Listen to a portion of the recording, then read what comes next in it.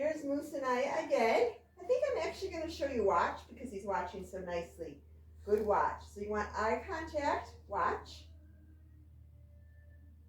The more they watch you when they're out in public, watch. Not my treat, my eyes. Hey, Moose, watch. He'll do a good 2 minutes of that. The more they watch you, the better behavior you get in public when there are temptations. And there's a whole page in the back of the book about working on getting that watch time longer and longer. Something I really recommend practicing. All right, so we're on the page that starts with stand. You've seen stay and wait. Both have the same hand signal. Wait is for dogs that have a hard time get going. So I really should have used it on him several times because he has a little trouble transitioning from a stay to moving. Wait means you're going to get to go soon.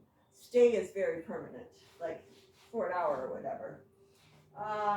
Then the next thing, is a stop stay. And I'd like to show you that. So say your dog is playing on one side of the driveway. And this is actually good to teach little kids too, honestly. Sit.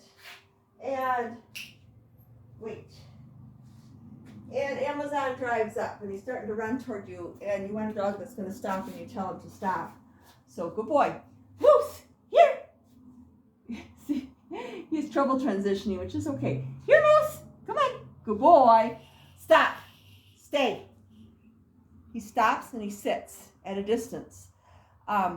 There could be an Amazon truck between us and you have your dog is safe. This also we actually use with autistic kids where they can hook up to a child and work as an anchor to hold the child in place. So that's another use of that one. Good job. That was really nice.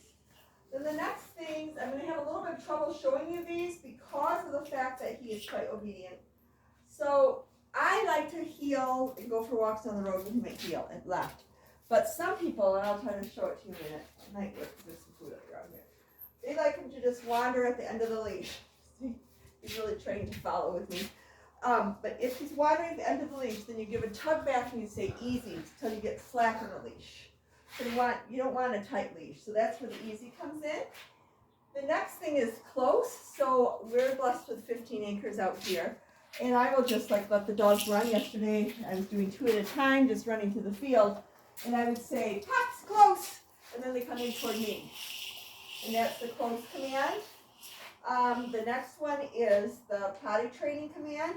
I don't want to say it too loud because he's not going to go right now, but I can show you a little bit. I don't think he'll go because I just set him out, but I'll just go to the grass here and show you a minute how I would do this. So, come on now. So I would say business, do your business, and you're making no eye contact. You are not connecting with the dog right now. You want him to go if he needs to. Like I say, he just went quite recently. I don't think we'll get anything. Business, do your business. Oh, step on the stick to play with. Yeah. Business, you let him sniff the grass, but yeah, he doesn't need to go. But that's how the command of business is. And again, don't reward. Just totally disconnect from the dog so that they want to go when they go on command. All right, then the next one on there is no. Whenever you say no, make sure you praise afterward when they're doing the right thing. Good boy. You have to say no, like just dull, flat, unemotional. The next one I put in there because all trainers use it, so you might as well know it. It's So like say they're starting to sniff at my clothes or my shoelace, and I just say It's kind of like leave it, but it's quicker, comes out naturally. It's kind of like you say to your kid, cut it out. That's enough. Just The next one is out. So with the bell, they all go home with bells. With the bell, initially your first 3 weeks, they don't have a chance to ring it on their own of their own initiative because they're on placement in the crate. So whenever you go out, you ask them out, and they'll ring the bell like that. And good boy. So what happens then when you add free time, about 80% will use the bell, but you can get some funny things. You can get like a really light ringing of the bell where you don't hear it, say the TV's on or something, and the dog sits by the door. Okay, there's your sign, your dog's sitting by the door. Some dogs will ring it and come and look at you. So I say let them out every, 2-3 hours until you know their signal. And they will have one. It might be looking you in the eye. Like I say, it might be sitting by the door. 80% ring it where you can hear it. And you're like, oh. But they also get smart. They might see a squirrel playing outside and go ring the bell because they want to go outside. So they can be a little bit stinker sometimes about that. So that's the command of out. You have to go out and make sure they touch the bell before they go out. The next one is up.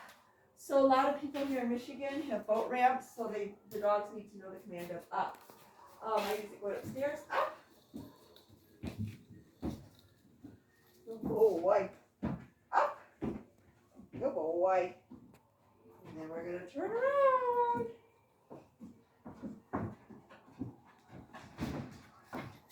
If they don't want to go up your stairwell, make sure the light is on. So they're a little bit hesitant. They were on mine in the house because it transitions from hardwood to carpet halfway up the stairs. But they just needed the light on.